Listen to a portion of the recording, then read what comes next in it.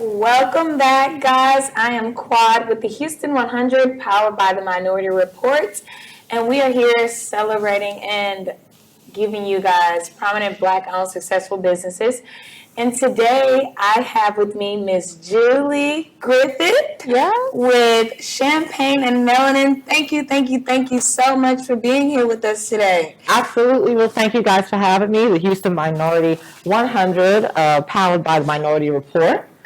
Super excited to be here to talk about Champagne and Melanin, Black women business owners, my PR firm, and just all the fun stuff we have going on. Let's get right into it. Absolutely. So why don't you tell us what is Champagne and Melanin? Champagne and Melanin is a platform that I put together to celebrate, collaborate, and create the lifestyle of Black women entrepreneurs. What I found a couple of years ago, that Houston Black women entrepreneur community was growing, but we continue to have to go to places like Atlanta, New York, Chicago, just to get conferences, workshops, and that feeling of camaraderie among Black women business owners.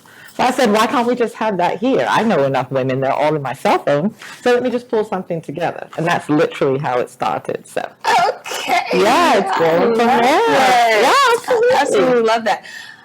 So tell me, who was the inspiration behind the name of the business, Champagne and Melanin? Like, I love saying it. Yes, everybody loves saying it. The inspiration, it's a funny story. It was a New Orleans wedding, and I was down there with a whole bunch of friends, and we were completely twisted. I will not front. One of my golfers is a gorgeous, extremely dark-skinned African-American business owner, so we had champagne, and so it was like a Champagne and Melanin situation where I was the champagne and she was the melanin, and that is literally how it came together. Everybody started calling us, oh, there goes Champagne and Melanin, there they go. And I was like, that's a really cute name. Originally, it was going to be called the Black 20, so 20 business women, so on and so forth. But I didn't want to kind of reduce it to that. I wanted something different, something catchy, like the way your face lights up, and something memorable. So that's where the name came from. Yeah, I love champagne, and of course, I love melanin. We love melanin. We sure do. We sure do. So tell me about the growth of women entrepreneurs. Why do we feel like there's no camaraderie between us as entrepreneurs, as Black female entrepreneurs? I think a lot of the time we feel like there's no camaraderie because of the competition factor.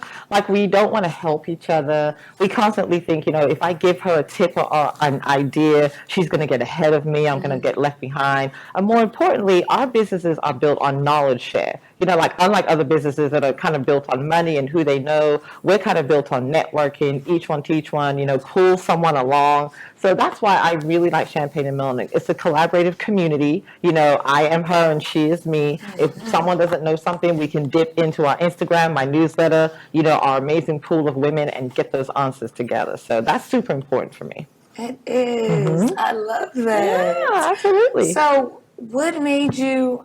I know you're a Black female entrepreneur, but what really inspired you to just be like, I'm going to do this, I'm going to take the lead, and I'm going to show people that Black female entrepreneurs should and can work together and build ourselves up without having to bring each other down first? Absolutely. Well, what really inspired me was having my own PR firm for the last 15 years. When I became an entrepreneur, this was back in the cut, like back in the gap, when it wasn't sexy. I left a 6-figure income at Shell. This wasn't good times like Instagram and Facebook. This was like MySpace and a Yahoo email account. So I found I was pretty much in a silo. Entrepreneurs really find, you put your head down and you work 8 to 10 hours and you don't talk to anybody else. It's just you and the camp, like yourself all the time. So I wanted to make sure for the up-and-coming entrepreneurs, whether they're corpreneurs, mommypreneurs, side hustlers, moonlighters, side giggers, that they knew there was a community out there, there's other Black women entrepreneurs out there also, and that you're never really working alone. That's really where the inspiration came from.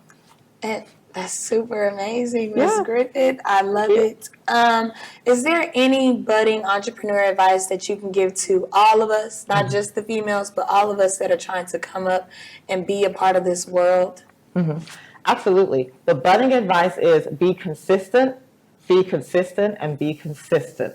Just like they say in real estate, location, location, location.